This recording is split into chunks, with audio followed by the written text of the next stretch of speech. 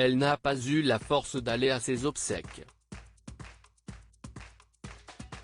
Et pour cause, Carlos Sotomayor n'est pas parvenu à dire un dernier au revoir à l'amour de sa vie, Jean-Paul Belmondo, décédé le lundi 6 septembre dernier. Ce mercredi 22 septembre, elle va d'ailleurs sortir un livre, baptisé « Jean-Paul, mon homme de Rio », retraçant les 7 années passées aux côtés de ce monstre du cinéma. Mais la chanteuse brésilienne donne également une description plus critique de l'acteur.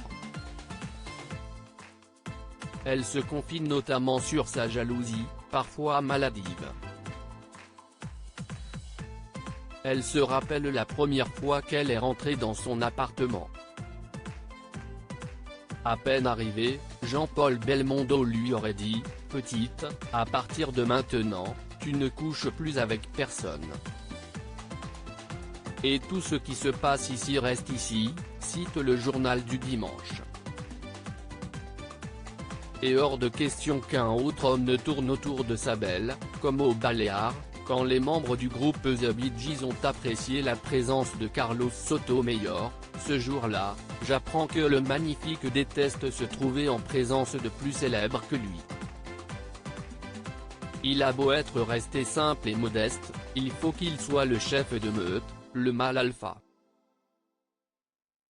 Outre ce comportement légèrement excessif, l'acteur serait allé bien plus loin pour avoir un œil sur sa compagne.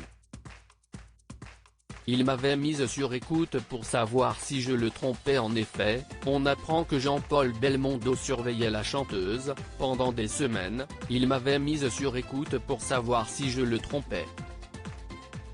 Un comportement qui fut aussi à l'origine de leur séparation, il n'y a pas eu de rupture violente. On a glissé vers une amitié amoureuse, une tendresse. C'était ma première vraie relation sérieuse et sans doute celle qui aura compté le plus dans ma vie. Depuis la fin de l'année dernière, il ne me parlait plus du tout, il allait moins bien.